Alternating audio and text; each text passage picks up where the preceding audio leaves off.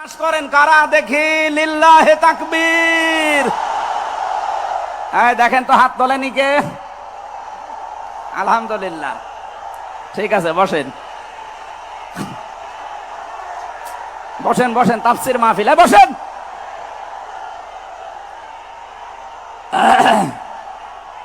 এটা যদি আমরা মেনে নিতে না পারি, এই 54 বছরে আমরা যেখানে ছিলাম আরো পেছিয়ে যাওয়া লাগবে। এই জন্য আমরা সামনে এগিয়ে যেতে চাই। কোরআনের সূরা নিসার 34 নম্বর আয়াত। সামনে যদি নেতা হয় পুরুষ মানুষ হবে ইনশাআল্লাহ। আরো জোরে বলেন ঠিক কিনা?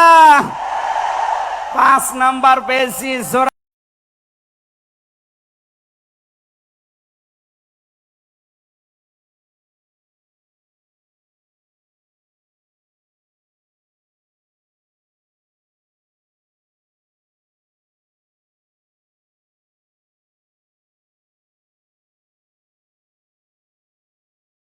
বাকারা 124 নম্বর আয়াত। কোন জালেম নেতা হতে পারবে না। আমাদের জাতির পিতা হযরত ইব্রাহিম আলাইহিস সালামকে দিয়ে আল্লাহ উদাহরণ দিয়েছেন। আপনি সূরা বাকারার 124 নম্বর আয়াতটা পড়ে নেবেন। সুতরাং যারা জালেম হবেন সামনে তাদের নেতৃত্বে আসার দরকার নেই, আপনি ভিক্ষা করে খান। কথা বলেন না কেন?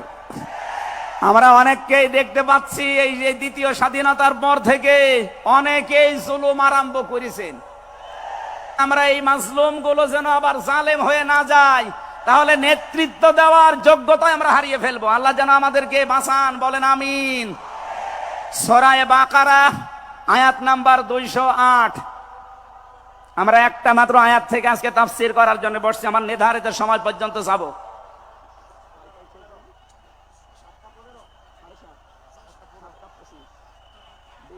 ঠিক আছে, জবান খুলে দিয়ে আগে পড়ে না। আউযু বিল্লাহি মিনাশ শাইতানির রাজিম। বিসমিল্লাহির রহমানির রহিম। ইয়া আইয়ুহাল্লাযীনা আমানু দুখুলু ফিস সিলমি কাফা। এ পর্যন্ত থাক। যেহেতু ডক্টর মিজানুর রহমান আজহারি আর 20-25 মিনিট পরে চলে আসবে, এই জন্য আমরা এ পর্যন্ত থাক। 3 ভাগের 1 ভাগ আমরা পড়লাম। সূরা বাকারা আল্লাহ তাআলা ডাক দিয়েছেন ইমানদারকে। কাকে বলেন তো? আমরা ইমানদার না বেঈমান? ঈমান আনার আগে একটা কাজ করা লাগে। আল্লাহর ঘোষণা, ফামাই ইয়াকফুর বিত-তাগুত ওয়া ইউমিন বিল্লাহ। কেউ যদি ঈমান আনতে চায় তার প্রথম কাজ হবে সে যেন তাগুত ছেড়ে দেয়। এদিকে কি মানুষের চাপে, মানুষের চাপে এগুলো হচ্ছে নাকি? আপনারা একটু ধৈর্য ধরেন। আসলে এনাদের তো আর জায়গা নেই, আর কোথায় পাবে জায়গা? এখানে শুনলাম আসার আগে 8 থেকে 10 লাখ মানুষের ওনারা ব্যবস্থা করেছে। এরপরও বাইরে যে অবস্থা দেখলাম, কমপক্ষে 15 থেকে 16 লাখ মানুষ আজকে এই সিলেটের ময়দানে এসেছে কোরআন শোনার জন্য। আলহামদুলিল্লাহ।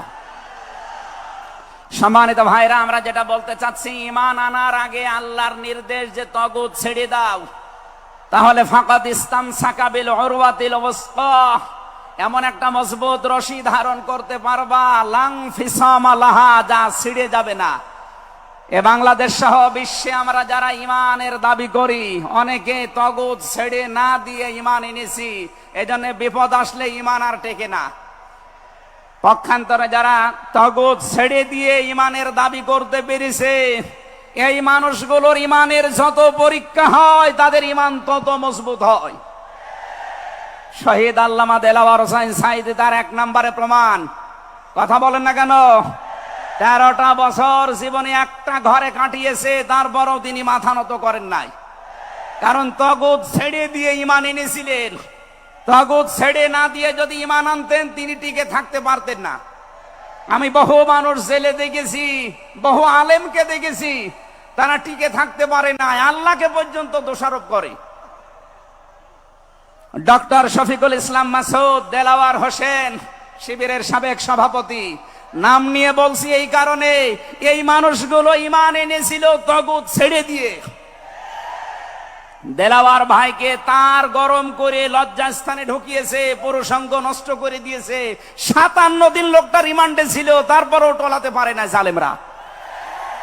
কিন্তু যারা ঈমান এনেছে তাগুতের সাথে মিল মহাব্বত রেখে, আপনি তাকান আগস্টের 5 তারিখের পরে তারা অনেকেই বেঈমান হয়ে গেছে। জাতীয় মসজিদের সাবেক ইমাম, কথা বলে না কেন, 5 তারিখের পরে পালিয়েছে, পৃথিবীর ইতিহাস পাল্টিয়ে দিয়েছে।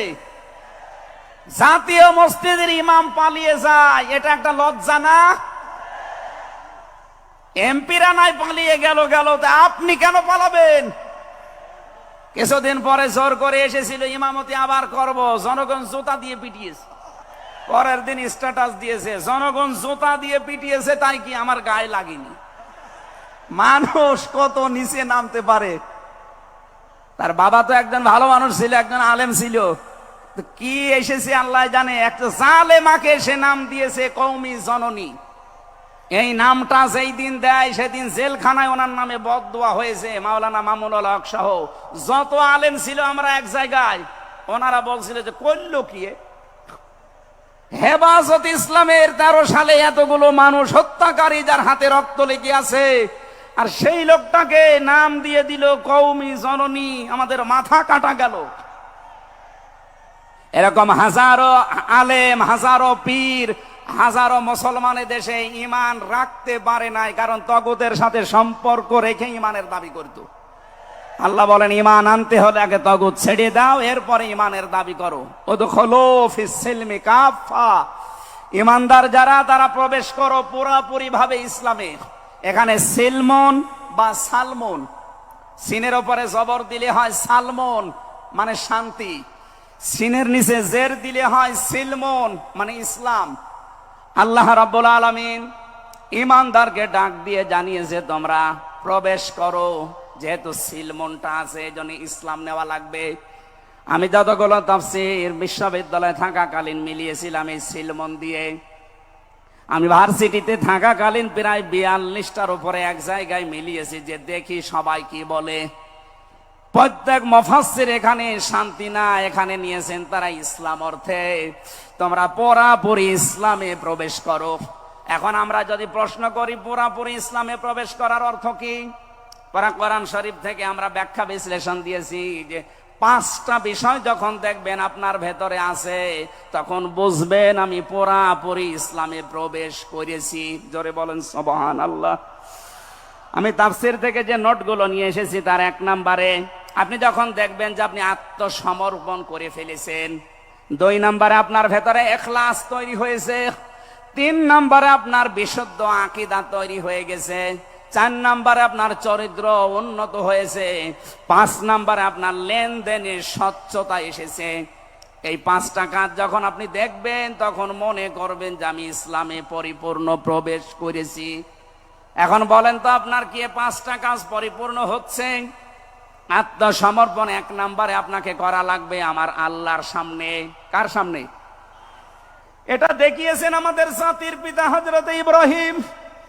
ইদ ক্বালা লাহু রাব্বুহু আসলিম ক্বালা আসলামতু লিরাব্বিল আলামিন।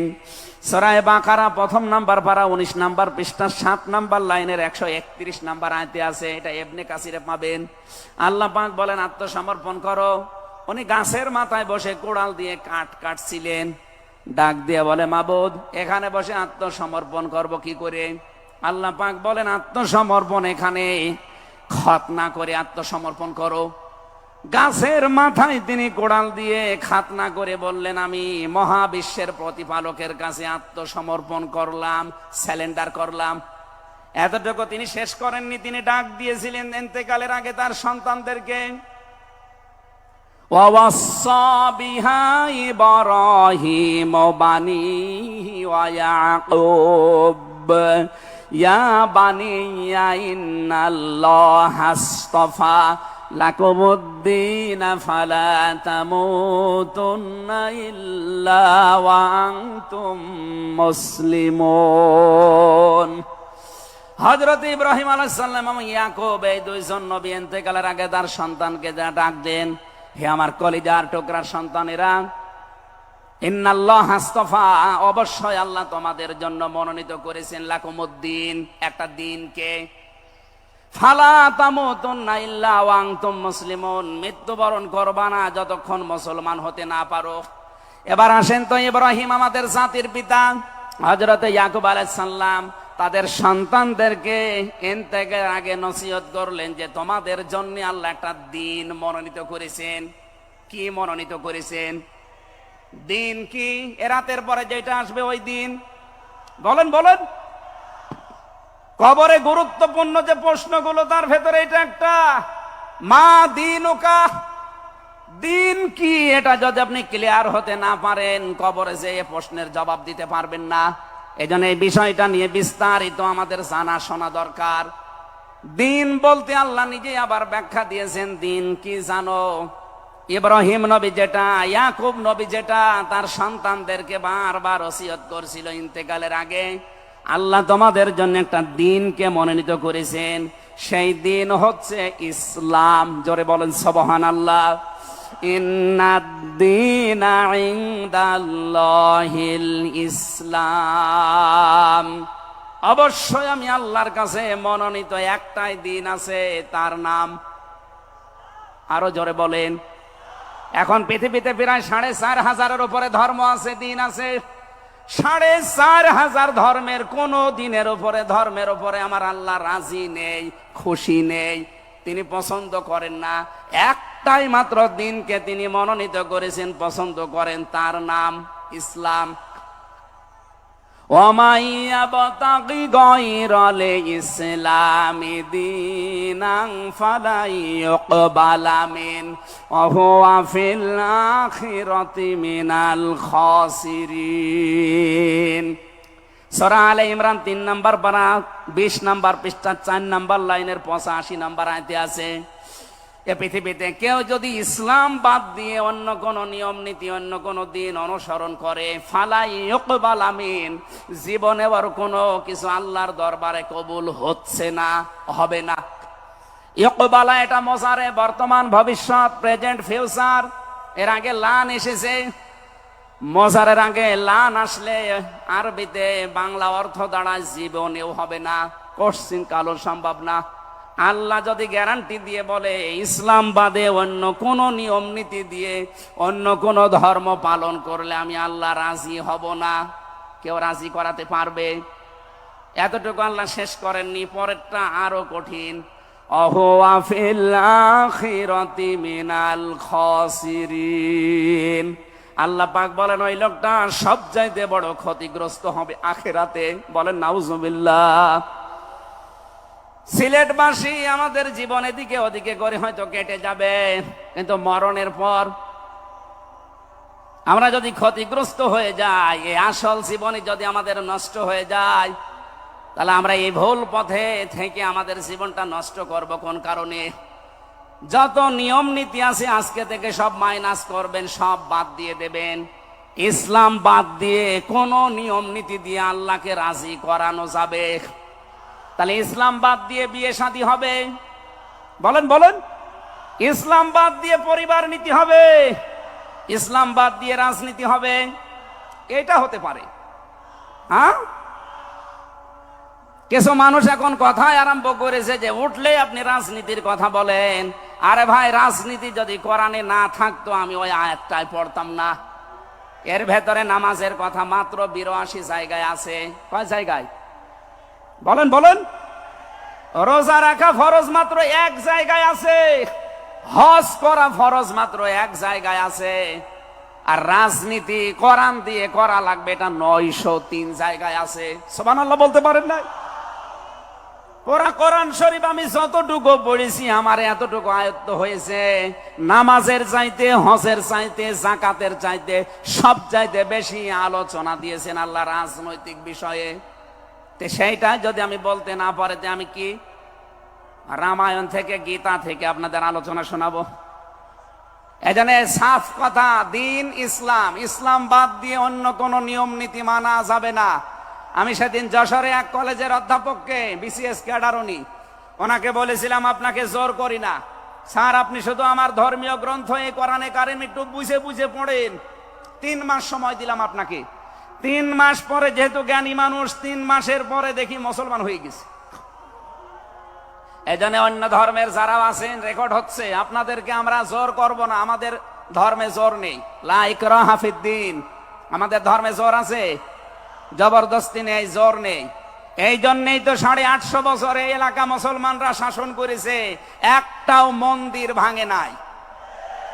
অথচ আমরা আমাদের প্রতিবেশী রাষ্ট্রে দেখতে পাচ্ছি এরা অনেকগুলো মসজিদ অলরেডি ভেঙে দিয়েছে, ধোয়া ধোয়া তুলে। ওরা বলছে 500 বছর আগে এখানে নাকি মন্দির ছিল। বিশ্বের মানুষেরা দেখি মাটির নিচে তেল পায়, গ্যাস পায়, আরে শয়তানরা শুধু মাটির নিচে মন্দির পায়। আপনাদের পূর্বপুরুষেরা আল্লাহর ঘর ভাঙতে এসে কাঁচ ফিম মাকুল হয়ে গেছে। আমরা দেখতে পাচ্ছি আগামীতে আল্লাহর ঘর, মসজিদ গুলো ভেঙে দেওয়ার কারণে আল্লাহ নিজে কিন্তু প্রতিশোধ নেবে, কাঁচ ফিম মাকুল আপনাদেরও বানিয়ে দেবে ইনশাআল্লাহ। এজন্য প্রতিবেশী হিসাবে সতর্ক করলাম, যদি ভালো লাগে মেনে নিন, ভালো না লাগলে নিজের পায়ে নিজে কোড়াল লাগান। আমার কথার অর্থ বোঝেননি? সুতরাং পৃথিবীতে দিন ইসলাম বাদ দিয়ে কোন ধর্ম, সব মানুষের বানানো তৈরি করা।